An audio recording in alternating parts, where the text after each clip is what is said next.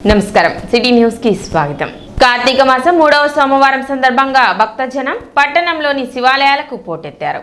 కార్తీక మాసం సందర్భంగా ఆలయాల్లో కార్తీక శోభ సంతరించుకుంది। ఈ సందర్భంగా ఆలయాలు భక్తులతో కిటకిటలాడాయి।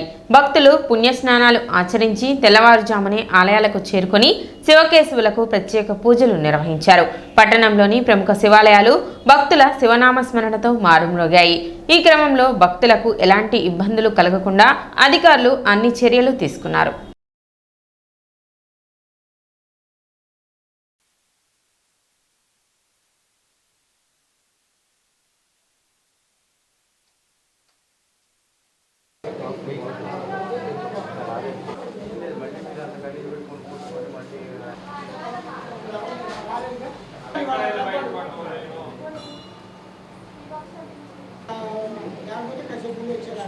శ్రీ తెనాలిలోని గంగానంపేటలోని శ్రీ గంగా పర్వతవర్ధిని సమేతస్య రామేశ్వర స్వామి వారి దేవస్థానం ఈరోజు కార్తీక మాసం 3వ వారం అయింది కాబట్టి ఈరోజు నా భక్తులు కూడా తెల్లవారుజాము 4:30 దర్శించుకొని స్వామివారిని దర్శించుకొని అభిషేకాలు చేయించుకుంటున్నారు। అట్లాగే ఈరోజు కూడా ప్రతి వారం లాగానే సాయంత్రం 6:30 ప్రాంతాల్లో స్వామివారి కళ్యాణం ఉంటుంది। స్వామివారికి మళ్ళా అట్లాగే ఈరోజు కూడా ఈ వారంలో కూడా ఈ కార్తీక వ్రతాలు కూడా చేసుకుంటారు।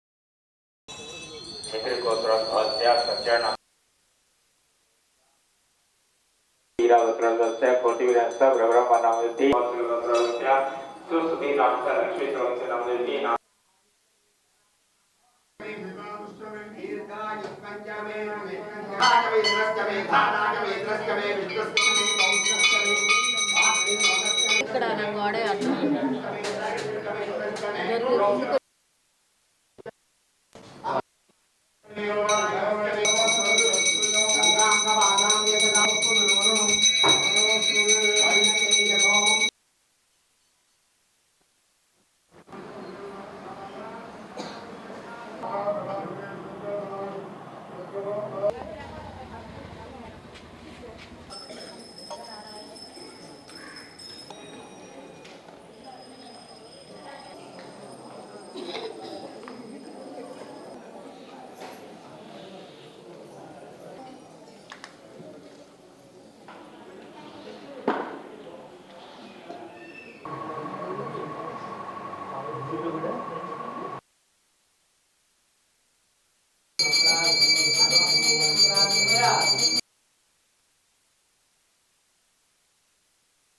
కార్తీక సోమవారం పర్వదిన విశేషంగా ఉదయాన్నే 3:30కి స్వామివారికి విఘ్నేశ్వర పూజ మహాన్యాసపూర్వక ఏకాదశి రుద్రాభిషేకం జరిగినమ్మ రాములు అందరూ భక్తులందరూ వచ్చి తీర్థప్రసాదాలు స్వీకరించారు।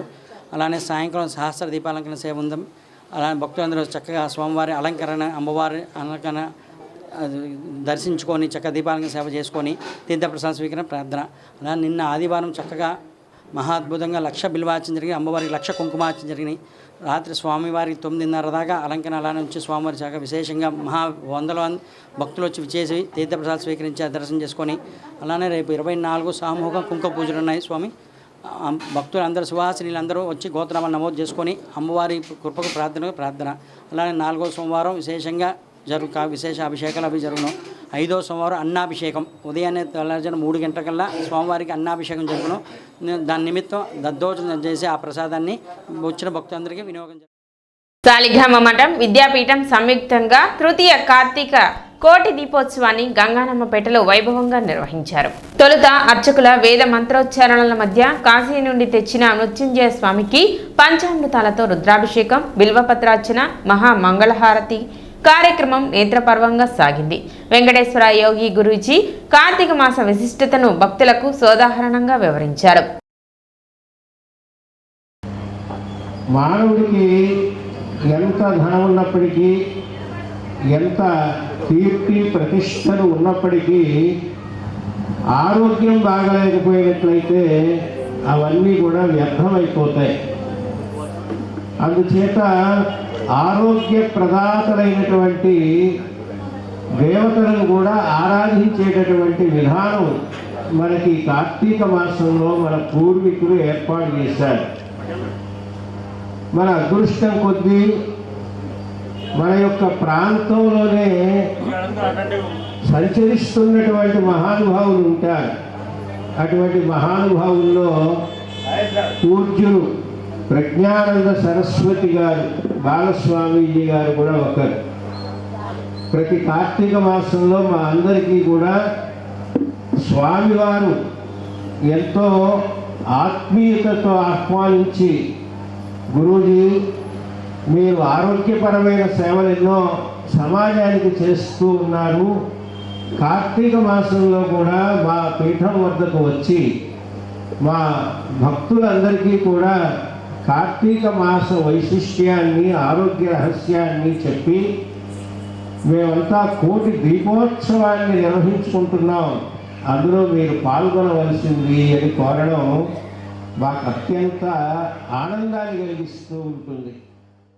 ఈ కార్తీక మాసంలో దీపం వెలిగించడం వలన కూడా విశేషమైన ఫలం లభిస్తుంది. ఈ కార్తీక మాసంలో పురాణాన్ని శ్రవణం చేసిన విశేషమైన ఫలం లభిస్తుంది. ఈ కార్తీక మాసంలో హరిహరాదుల యొక్క ఆలయాన్ని సందర్శించిన, హరిహరాదులను అర్చించినా కూడా చాలా విశేషమైన ఫలం మనకు లభిస్తుంది. పరమ పవిత్రమైన ఈ కార్తీక మాసంలో మనము నిత్యము కూడా ప్రదోష కాలంలో జ్యోతిర్లింగార్చన చేసుకుంటున్నాము. ఈరోజు విశేషంగా స్వామివారికి కోటి దీపోత్సవ కార్యక్రమాన్ని నిర్వహించుకున్నాము. సుమారు 3 కోట్ల పైగా ఈ ఒత్తులను తయారు చేశారు. 3 కోట్ల ఒత్తులను తయారు చేసి చక్కగా 12 జ్యోతిర్లింగాల యొక్క అలంకారాన్ని చేశారు. ఈ 12 జ్యోతిర్లింగాలు వెళ్ళి దర్శిస్తే మీకు ఏ ఫలం లభిస్తుందో ఈరోజు ఇక్కడ దీపం వెలిగించి దర్శిస్తే అటువంటి ఫలం లభిస్తుంది అన్నమాట. అంత విశేషమైనది. అటువంటి ఈ పవిత్రమైన కార్తీక మాసంలో దీపదానం చేసినా కూడా విశేషమైన ఫలం లభిస్తుంది. అలాగే దీపాన్ని దర్శించినా కూడా విశేషమైన ఫలం లభిస్తుంది అని మన పెద్దలు చెప్పారు. అనంతరం గంగనమ్మపేట రోడ్డుపై ఏర్పాటు చేసిన కోటి దీపోత్సవాన్ని యథాశక్తి స్వామి వెలిగించి ప్రారంభించారు. బాలస్వామీజీ ఆధ్వర్యంలో ఈ మహత్తర కార్యక్రమం నిర్వహించుకోవడం పూర్వజన్మ సుకృతమని తిరుమల తిరుపతి దేవస్థానం దాస సాహిత్య ప్రాజెక్టు గుంటూరు కృష్ణా జిల్లాల అధ్యక్షుడు గడ్డిపాటి శ్రీనివాసరావు పేర్కొన్నారు. చాలిగ్రామ మఠం చైర్మన్ నంబూరు వెంకటకృష్ణమూర్తి, కార్యదర్శి రావూరి సుబ్బారావు, సహాయ కార్యదర్శి ముద్దాభక్తుని రమణయ్య, కోశాధికారి గోపు రామకృష్ణ, సభ్యులు జయలక్ష్మి భక్తులకు అన్నదానం నిర్వహించారు.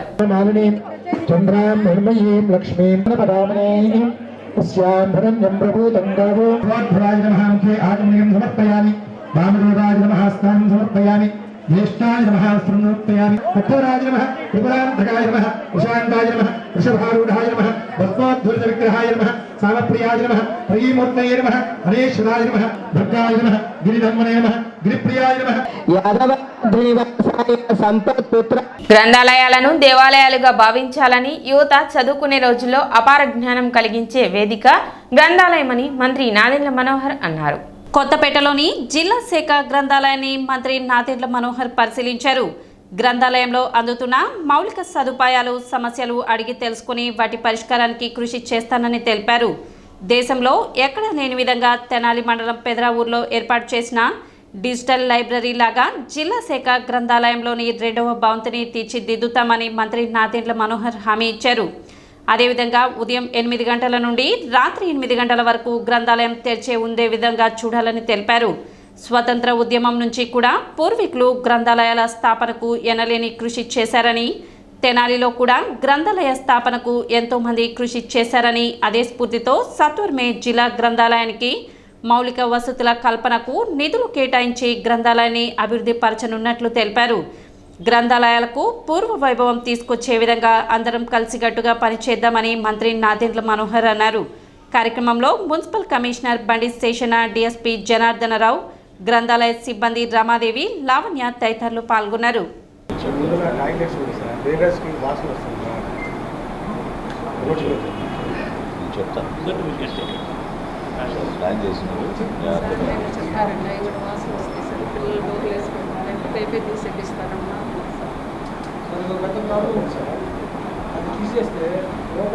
ఇనాగ్రేషన్ వచ్చినా కూడా మరి ఇంకా అట్లా ఉందంటే బాధగా ఉంది నాకు. ఎంట్రన్స్ అట్లా వదిలేస్తే ఎట్లా? సార్ బై 8 వరకు నేను అంత క్లియర్ చేస్తాను. ఎట్లా ఎంట్రన్స్ అట్లా వదిలేస్తారు ఇది ఆల్పాటి ధర్మారావు గారి టైంలో గట్టిగా కృషి చేసి చేయాలి సార్, ఇంత భయంకరమైన ప్లేస్లో ఉన్నదాన్ని డెవలప్ చేయాలన్నమాట. గ్రంథాలయాలు వాస్తవంగా దేవాలయాలుగా మనం భావించాలి. ఎందుకంటే ప్రతి యువకుడికి యువతకు చదువుకునే రోజుల్లో అపారమైన జ్ఞానం కలిగించే వేదిక మన గ్రంథాలయం.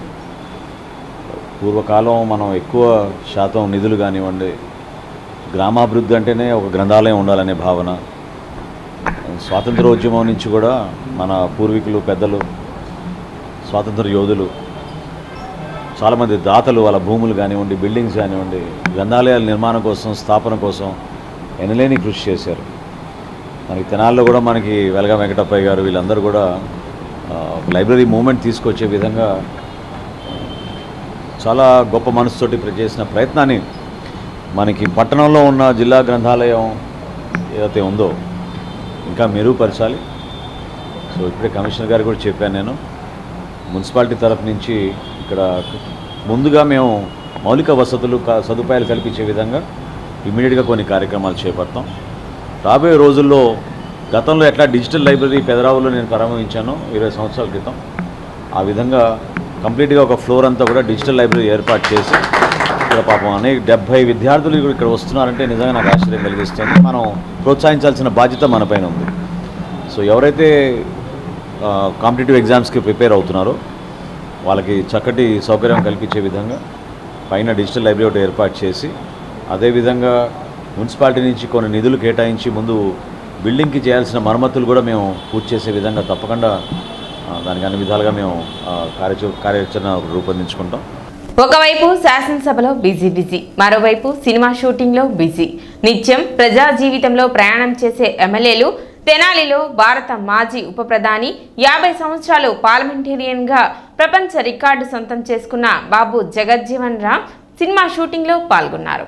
ప్రతిపాడు ఎమ్మెల్యే రామాంజనేయులు భగత్ సింగ్ పాత్రలను చంద్రశేఖర్ ఆజాద్గా, పార్వతీపురం ఎమ్మెల్యే విజయ్ చంద్ర నటిస్తున్నట్లుగా దర్శకులు దిలీప్ రాజా తెనాలిలోని మా ఏపీ కార్యాలయంలో ఆదివారం ఏర్పాటు చేసిన విలేకరుల సమావేశంలో తెలిపారు. ఈ సన్నివేశ చిత్రీకరణ కోసం ప్రత్యేకమైన సెట్ను ఏర్పాటు చేసినట్లు ఆయన వెల్లడించారు. ఇదే షెడ్యూల్లో భగత్ సింగ్కు బ్రిటిష్ పాలకులు ఉరిశిక్షను అమలు చేయవలసిందిగా ఆదేశించిన అనంతరం జైలుకు తల్లి వచ్చి భగత్ సింగ్తో మాట్లాడిన సన్నివేశాన్ని కునాలి చిత్రీకరిస్తానని ఆయన చెప్పారు. తెల్లవారి తుపాకీ తూటులకు బలయ్యే కన్నా తనను తానే కాల్చుకుని ప్రాణత్యాగం చేసిన చంద్రశేఖర్ ఆజాద్పై బ్రిటిష్ సైనికుల ముట్టడి సన్నివేశాన్ని తెనాలిలోనే చిత్రీకరిస్తున్నట్లు దర్శకుడు వివరించారు.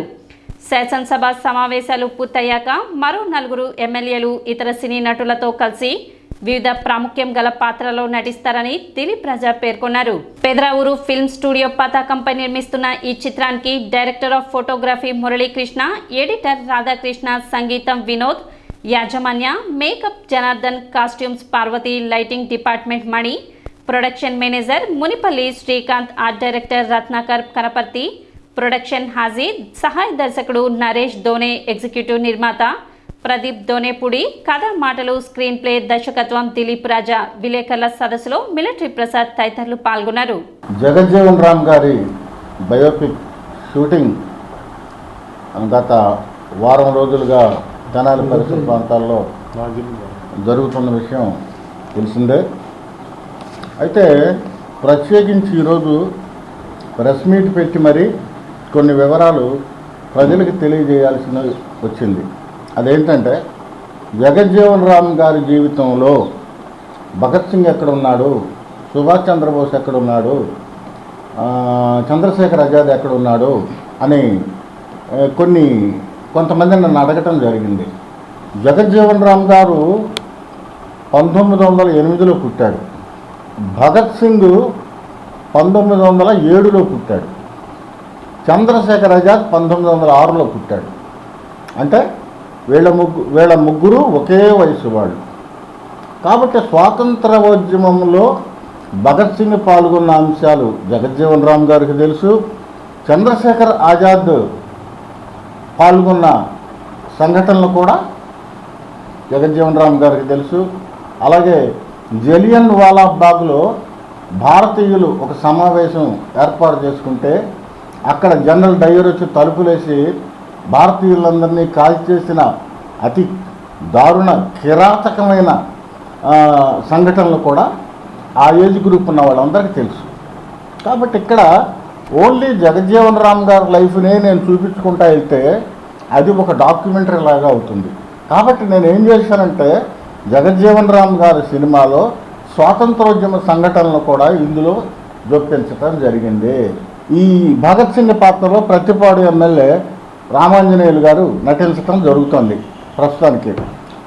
ఈ జగజ్జీవన్ రామ్ గారి పాత్రని ఆయన సమర్థవంతంగా చేస్తున్నారు. ఎందుకంటే జగజ్జీవన్ రామ్ గారికి భయం అంటే తెలియని వ్యక్తి అతను బ్రిటిష్ పార్లమెంట్ మీద బాంబుల వర్షం కురిపిస్తే బ్రిటిష్ వాళ్ళు ఉరిశిక్ష వేస్తారు. ఆ ఉరిశిక్ష వేసినప్పుడు వాళ్ళమ్మ రేపు ఉరిశిక్ష వేస్తారనగా భగత్ సింగ్ గారి అమ్మ వచ్చి జైల్లో కలిసే సంఘటన ఒక నైట్ ఎఫెక్ట్లో తీయాల్సి ఉంది. ఇప్పుడు భగత్ సింగ్ గారి తల్లి క్యారెక్టర్ కూడా ఒక నైట్ ఎఫెక్ట్లో మేము తీస్తాం. మానవాళి అనారోగ్యానికి దారితీసే షుగర్ వ్యాధి పట్ల అవగాహనతో దీర్ఘాయుషు పొందవచ్చునని తెనాలి పట్టణ ప్రముఖ వైద్యులు డాక్టర్ ఎస్వి కృష్ణారావు తెలిపారు. ప్రపంచ షుగర్ వ్యాధి వారోత్సవాల సందర్భంగా స్థానిక గంగనమ్మపేటలోని కృష్ణా మెడికల్ నందు ఆదివారం సాయంత్రం షుగర్ వ్యాధి మరియు గుండెపోటు వ్యాధులపై అవగాహన సదస్సులో ఎస్వి కృష్ణారావు మాట్లాడారు. శరవేగంగా పెరుగుతున్న షుగర్ వ్యాధి పట్ల అప్రమత్తంగా ఉండాలని, ప్రస్తుతం మన దేశంలో 101 మిలియన్లు పైగా షుగర్ వ్యాధి గ్రస్తులున్నారని, మరో 156 మిలియన్లకు పైగా షుగర్ వ్యాధి వచ్చే దశలో ఉన్నారని, యుద్ధ ప్రాతిపదికపై చర్యలు చేపట్టి షుగర్ వ్యాధిని అరికట్టాలని హెచ్చరించారు. షుగర్ వ్యాధికి ముఖ్య కారణాలు వంశపారపర్యంతో పాటు స్థూలకాయం, శారీరక శ్రమ తగ్గడం, మానసిక ఒత్తిళ్లు పెరగడం మరియు ఆహారపు అలవాట్లు అనగా ఫాస్ట్ ఫుడ్స్, అధికంగా కొవ్వు పదార్థాలు, స్వీట్లు కలిగిన మోడరన్ ఫుడ్స్ ఎక్కువగా తీసుకోవడంతో పాటు అధికంగా శీతల పానీయాలు వాడకం పెరగడం కారణమని తెలిపారు. మానసిక ఒత్తిళ్లు నియంత్రణతో పాటు అధిక బరువును నివారిస్తూ ముఖ్యంగా ఆహార నియమాలు, వ్యాయామం ద్వారా షుగర్ వ్యాధిని అదుపులో ఉంచుకోవచ్చని తెలిపారు. ఈ శిబిరంలో 500 మందికి పైగా ఉచిత షుగర్ రక్త పరీక్షలు, ఉచిత అరికాళ్ల స్పర్శకు చెందిన పరీక్షలు, వైబ్రోమీటర్ ద్వారా నిర్వహించి ఉచితంగా షుగర్ వ్యాధి పుస్తకాలు పంపిణీ చేశారు. షుగర్ వ్యాధి, గుండెపోటు వ్యాధులపై సినిమా స్లైడ్స్ ప్రదర్శించి డాక్టర్ ఎస్వి కృష్ణారావు ప్రసంగించారు. సమావేశంలో పలువురు సందేహాలకు సమాధానాలు తెలిపారు. మానసిక ఒత్తిడి పెరగడం, శారీరక శ్రమ తగ్గడం, వీటి మూలన విపరీతంగా మన దేశంలో డయాబెటీస్ పెరిగిపోయింది. ముఖ్యంగా ఈ సింపుల్ షుగర్స్ ఉండేటువంటి స్వీట్స్ కానివ్వండి, కూల్ డ్రింక్స్ కానివ్వండి, ఐస్ క్రీమ్స్ కానివ్వండి, అలాగే బిస్కెట్స్ కానివ్వండి, క్రీమ్ బిస్కెట్స్, ఇట్లా రకరకాలుగా సింపుల్ కూల్ డ్రింక్స్తో ఇలా రకరకాలుగా ఈ సింపుల్ షుగర్స్ని మనం రక్తంలోకి ఎక్కిచ్చేస్తున్నాం. బ్లడ్లో ఎక్కువైపోయిన తర్వాత ప్యాంక్రియాస్ గ్రంథి దెబ్బతినటం వల్ల, ఇన్సులిన్ రెసిస్టెన్స్ వల్ల డయాబెటీస్ మన దేశంలో ఎక్కువగా వస్తుంది. అలాగే మానసిక ఒత్తిడి కానివ్వండి. తర్వాత ఈ డయాబెటీస్లో ముఖ్యంగా అన్ని అవయవాలు, శరీరంలో ప్రతి అవయవాన్ని దెబ్బతీస్తుంది. గుండె కానివ్వండి, కిడ్నీలు కానివ్వండి, మెదడు, కళ్ళు, నరాలు, అన్నిటికీ ముఖ్యమైనది ఏంటంటే రక్తనాళాల్లో ముఖ్యంగా దెబ్బతినేది, డయాబెటీస్లో ముఖ్యంగా దెబ్బతినే రక్తనాళాలు. రక్తనాళాలు దెబ్బతింటేనే వివిధ కంటి సమస్యలు కానీ, గుండె సమస్యలు కానీ, ఈ నరాల సమస్యలు కానీ, కిడ్నీ సమస్యలు కానీ ముఖ్యంగా దెబ్బతిన్నాయి రక్తనాళాలు. కాబట్టి ఈ రక్తనాళాలు ఎందుకు దెబ్బతింటాయి? రక్తంలో కొవ్వు పేరుకుపోయి రక్తనాళాలు కొవ్వు అడ్డం పట్టడం వల్ల రక్తం గడ్డగట్టి అది రక్తపోసన ఆటంకం కలిగి వివిధ జబ్బులు వస్తాయి. అలాగే హార్ట్ అటాక్స్ కానీ. సో మనం అందరూ కూడా షుగర్తో పాటు ప్రతి ఒక్కరూ లిపిడ్ ప్రొఫైల్, కొవ్వు శాతాన్ని కూడా ప్రతి ఒక్కరూ పర్యవేక్షించుకుంటావాలి. సిటీ న్యూస్ ఇంతటితో సమాప్తం. నమస్కారం.